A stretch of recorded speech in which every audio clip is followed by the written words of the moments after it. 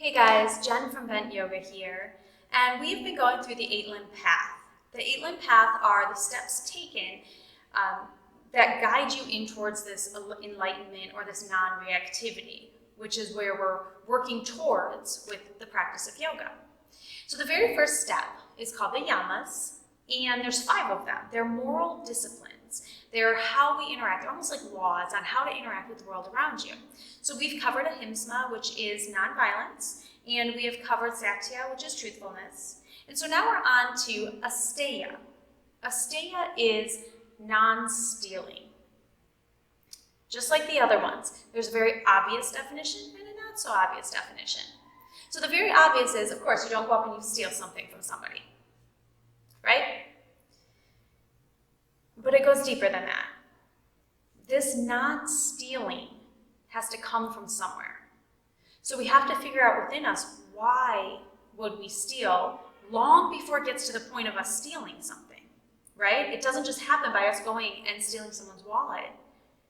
What happens is that there's a seed that's planted that grows and grows and then becomes that action. So if we can stop it at the seed point, we stop the action. And that's how we move into that asteya, that non-stealing.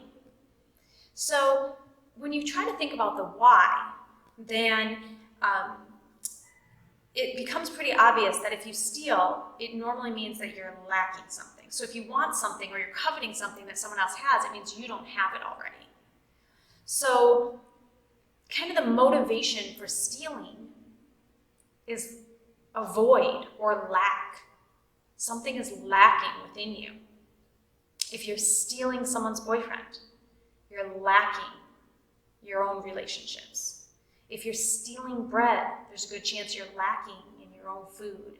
If you're stealing money, you're probably lacking in your own finances. So the first thing to do is to recognize that when you're coveting something from someone else, which is the first step before you actually steal it, you have to want it first, right? It usually comes from a place of lacking within us. The good news is this, maybe not in the bread example, depends how long it's been since you've eaten, but for the most part, this lacking, this void, it's not physical, it's here. If we're coveting something someone else has, it's because we feel like we don't have it. I'm not good enough, I'm not rich enough, whatever it is, we feel lacking here. We make the void ourselves in our head. And once we have that void, we become motivated to fill it, that coveting step. And then once we become motivated to fill it, we might take actions to actually fulfill. So in order to stop the stealing, we have to stop telling ourselves we're lacking something. We have to stop that I'm not good enough, that I need more type of mentality, because it's all mental. It's all mental. So when we look at some shiny new sports car somebody has, we have to start telling ourselves that we have enough, that our car is practical, that this is enough for me. And that's how we kind of cut it off at the knees. Before it even gets to the point of coveting or anything like that, we have to keep reminding ourselves that we have a lot, this abundance, this thoughts of abundance. And that's why a lot of times then it's recommended that before you go to bed, you write down like 2 things you were grateful for in that day or something like that, because we need to keep reminding ourselves we have enough.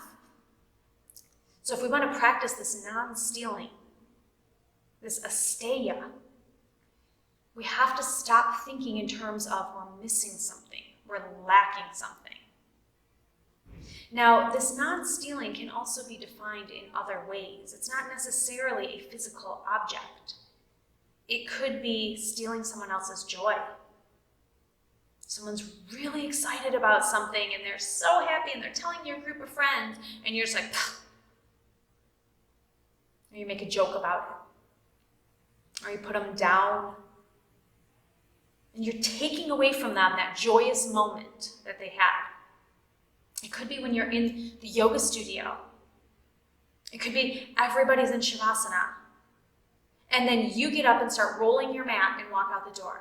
You just took away their Shavasana. You stole it away from them.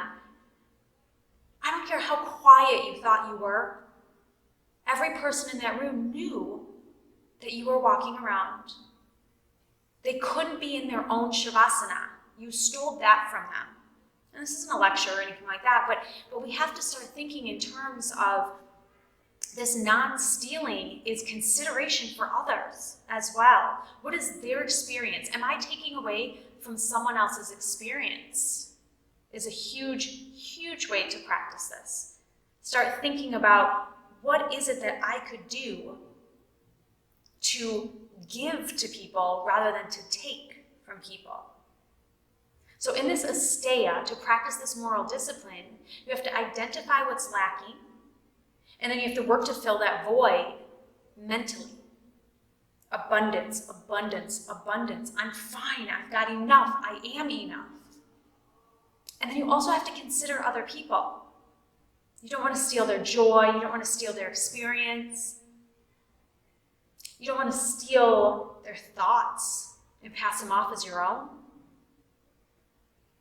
There's so many ways that this shows up in our lives that we don't even think about. We think of non-stealing when we think of, robbing somebody.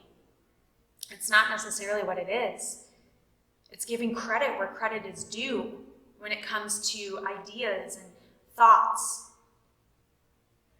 It's understanding where it comes from. So next time you come to your mat, think about other people's experiences as well. Think of what can you do to not steal from them.